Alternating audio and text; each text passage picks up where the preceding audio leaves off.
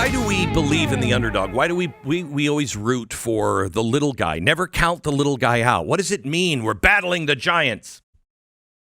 It comes from David and Goliath. That is part of our culture.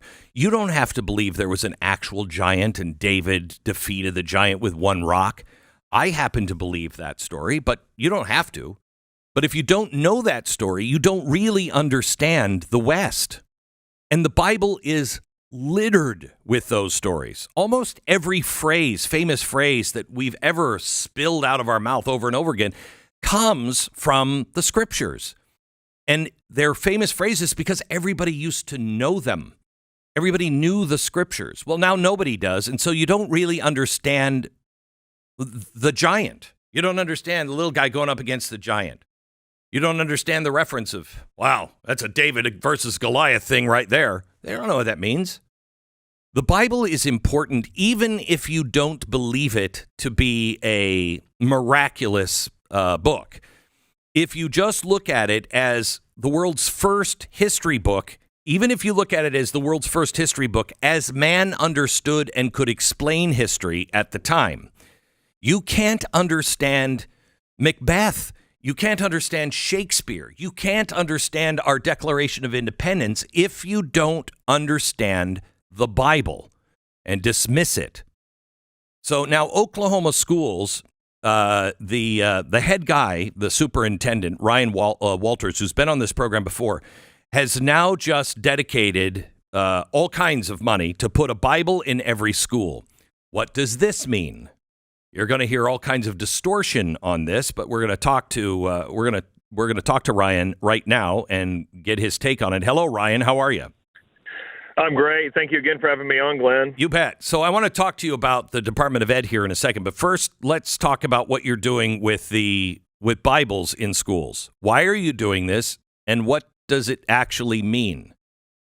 Yeah, no, look, the left, I'll give them credit. They've done a tremendous job of indoctrinating our kids for the last 40 or 50 years, and frankly, broader society to believe that somehow our founding fathers believe that there shouldn't be a Bible in a schoolhouse and there shouldn't be prayer in school. Yeah. Well, look, it's not my fault the Supreme Court in the 1960s misinterpreted the Establishment Clause. The reality is, absolutely, you can have a Bible in school. You should. The Bible's the most read, most purchased book in American history. It's more cited than any other book throughout the 17th and 18th centuries. How in the world do you teach American history without the Bible? How do you explain the Pilgrims? How do you explain where the idea that our rights came from God? How do you explain Martin Luther King Jr.'s A Letter from a Birmingham Jail where he references Daniel, Shadrach, Meshach, and Abednego? Right. How do you understand all of this? And again, what the left's been able to do is create state-sponsored atheist centers by saying, no mention of God. We're going to distort American history and tell kids this country is an evil, racist place. Faith played no role. And so here in Oklahoma, we're bringing the Bible back. We are very excited to be the first state to put the Bible back in every classroom. It will be understood in its historical context. To your point, look, leftists, you don't have to agree with the Bible. You can be offended. That's all well and good, and it's fine. But you can't lie to our kids about our history and the influence the right. Bible and Christianity played. I can't remember the name of the big atheist. He was one of the biggest atheists around who said, You will not understand Western culture. He was not a Bible thumper by any stretch. He was a diehard atheist and said the Bible needs to be taught or you don't understand Western culture. That's pretty clear. No, that's exactly right. And that's where, I challenge the left on that of, okay, guys, explain the Pilgrims if you can't mention the Bible right. or Christianity. Like, why did they come? I mean, think about how quickly that morphs into such a bizarre argument. And like you said, look, again, you have to understand our history in order for us to continue as a civilization. I mean, here's the reality. We know what happens to civilizations when you teach the next generation to hate and reject that civilizational values. It doesn't continue. Right. Our young people have to understand this is where we came from. Okay, this is history. This is how we got to where we are. This is how we became the greatest country in the history of the world. Then again, leave it up to the individuals to make their own determinations on what they believe, on what they believe the path forward is. But you can't even have a conversation about the path forward if you don't understand the past. And that's what I mean. Look, we have allowed the left to dominate and control education, and we've got to fight back against that. And look, the key way to do it. And by the way, you can notice it by their reaction. They don't want the Bible in school. They don't want the Constitution, the Declaration of Independence, the Federalist Papers. They want kids reading about them, not reading them. So they just want a critique from the 1960s about them. We want all those primary sources in the classroom. Let the kids read it. Let them understand it. Let them come to their own conclusion, but put those great works in front of our kids. So how is this going to go with teachers teaching this? Because I don't want somebody's view of the Bible one way or another. I do want it taught as history. I don't mind praying in school. I don't mind, whatever. But I don't want us to go the opposite direction and say, if you don't believe the Bible is the word of God, then you are just, a Neanderthal. And I don't have any faith in the teachers' unions being able to teach it without disdain.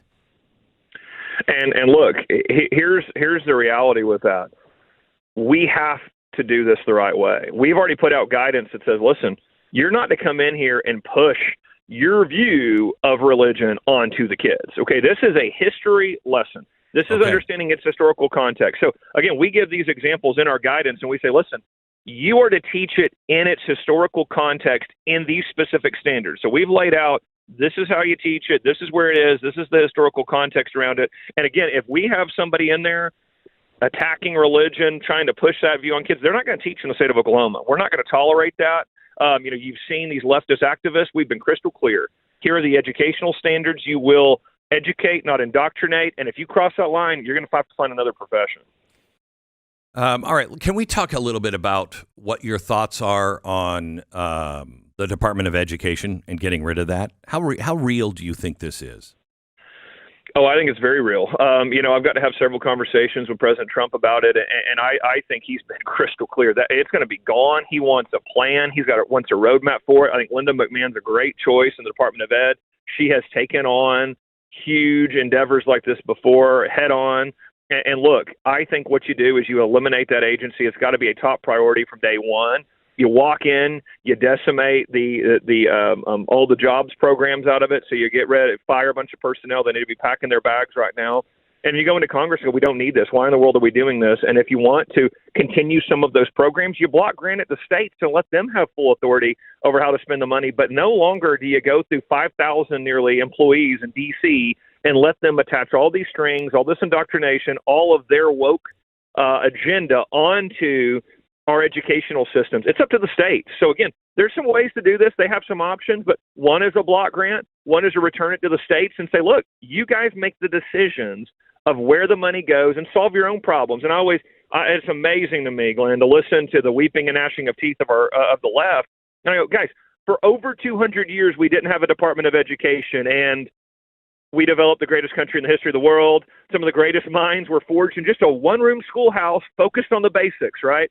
So this is a deviation from American history, the last 40 years with the Department of Ed, and everything has gotten worse. So their scare tactics are not going to work. I think President Trump has a clear mandate on education. I think he is focused to dismantle it, not to play around the edges, but for it to be gone, states to have the power, and then we're going to push states to give the power back to parents like we do in Oklahoma. That's where power rests. That's where God intended it, and that's where we're going to put it. And how fast do you think? I mean, President Trump told me if it doesn't happen in the first 100 days, I'm going to have a hard time getting it through.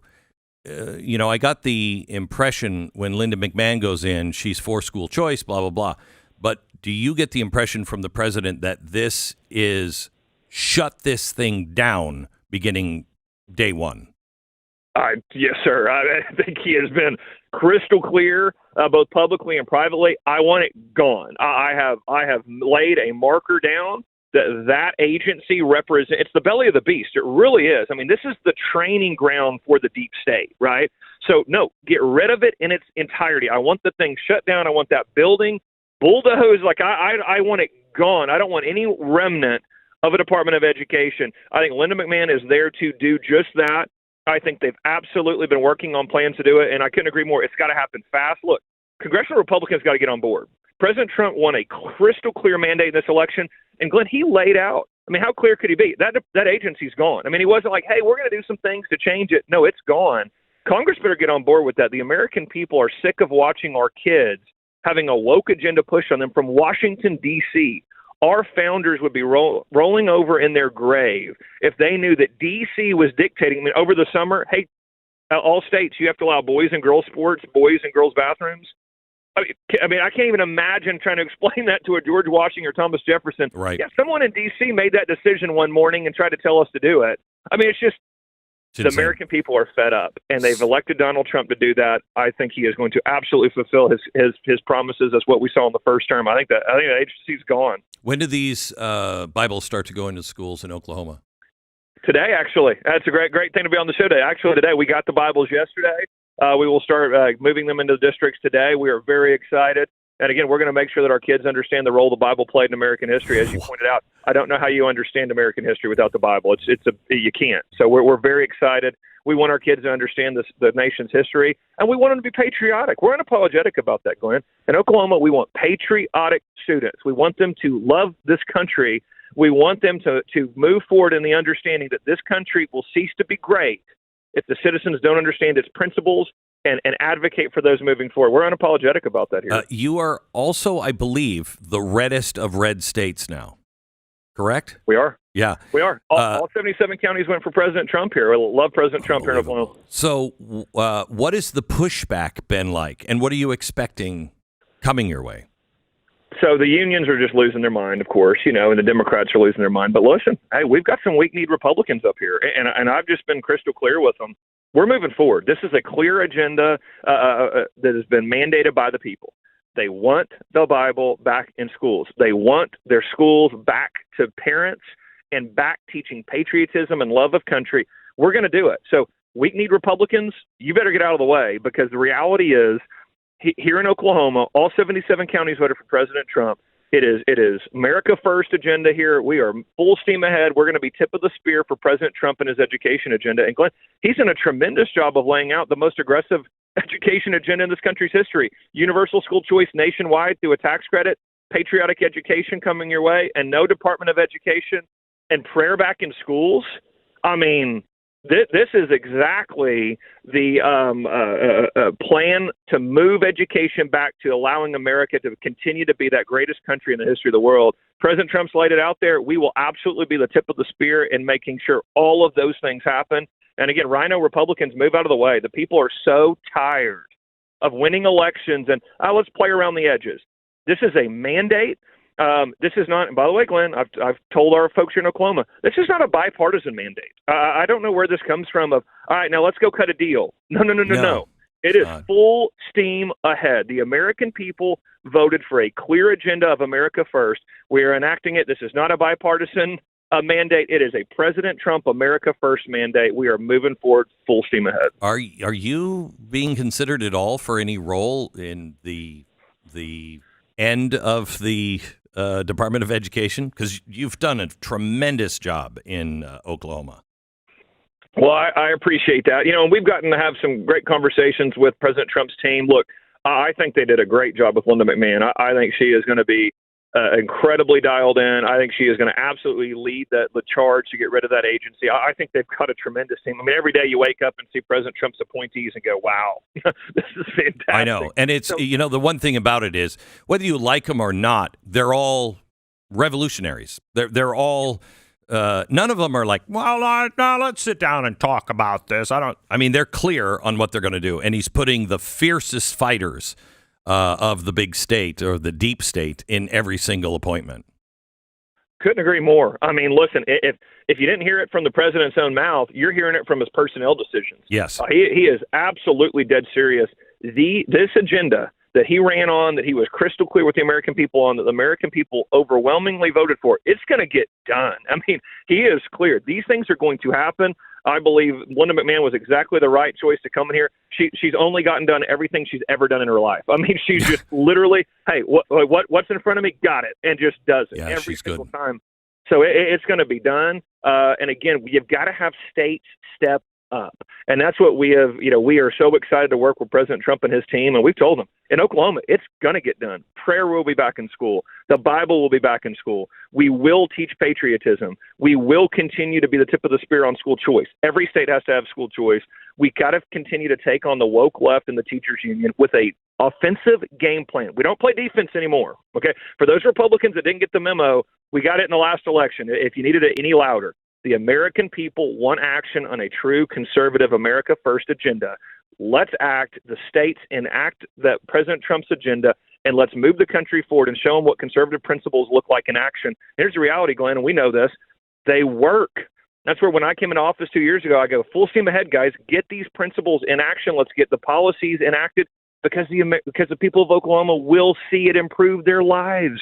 They will see a better school. They will see a better education system, which will lead to a better society, which leads to a stronger state, stronger economy. But you got to do the thing. You can't just talk about it, got to do it. President Trump is clearly a man of action. He is the man for the times. Look, I think he's very Churchillian. You know, you look at a guy who stood alone. He was standing up against these threats, and you have Republicans going, "Oh, he's too much," and you're going, "No, he's not." He recognizes the threat that the left represents, and now the American people have turned to President Trump. He is the man for the hour. I couldn't be more excited. I think you made a great case on Churchill. Ryan, thank you so much. This is Ryan Walters. He's the Oklahoma State Superintendent of Schools, and Oklahoma is putting Bibles back into schools today. Thank you, Ryan. Appreciate it.